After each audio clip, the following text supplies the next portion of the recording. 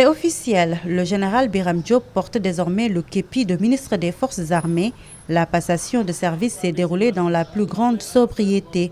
Un tête-à-tête pour un briefing sur les dossiers en instance avec son prédécesseur a été la première étape.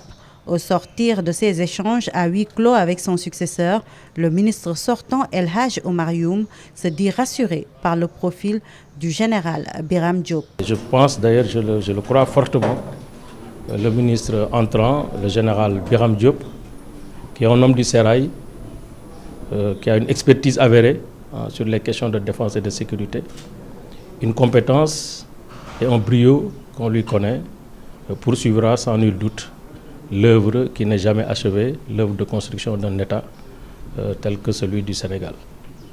Je saisis l'occasion pour le féliciter pour sa nomination qui témoigne d'une grande confiance du chef de l'État et prier pour lui, convoiter Allah subhanahu wa ta'ala de lui donner une bonne santé d'abord. Le général Birame Diop n'est pas donc en terrain inconnu. Il a été chef d'état-major des armées entre 2020 et 2021. Fort d'une expérience militaire de plus de 3 décennies, le général Diop a aussi servi en tant que chef adjoint, puis chef des opérations aériennes au sein de la mission des Nations Unies pour la stabilisation en République démocratique du Congo entre 2002 et 2003. Avant sa nomination comme ministre des Forces armées, le général Diop occupait le poste de conseiller militaire au siège des Nations Unies où il supervisait tous les chefs militaires des missions de maintien de paix de l'ONU. Le désormais ministre des Forces armées entend travailler en toute synergie avec toutes les composantes des forces de défense et de sécurité afin de mieux prendre en charge la sécurité collective. Je puis aussi lui assurer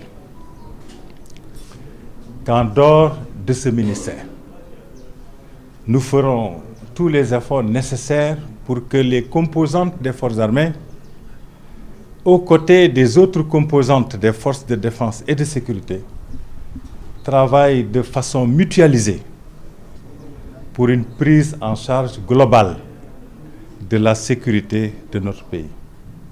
Parce que comme vous le savez, la sécurité ne peut pas être garantie si un seul maillon de la chaîne ne remplit pas le rôle qui lui est assigné.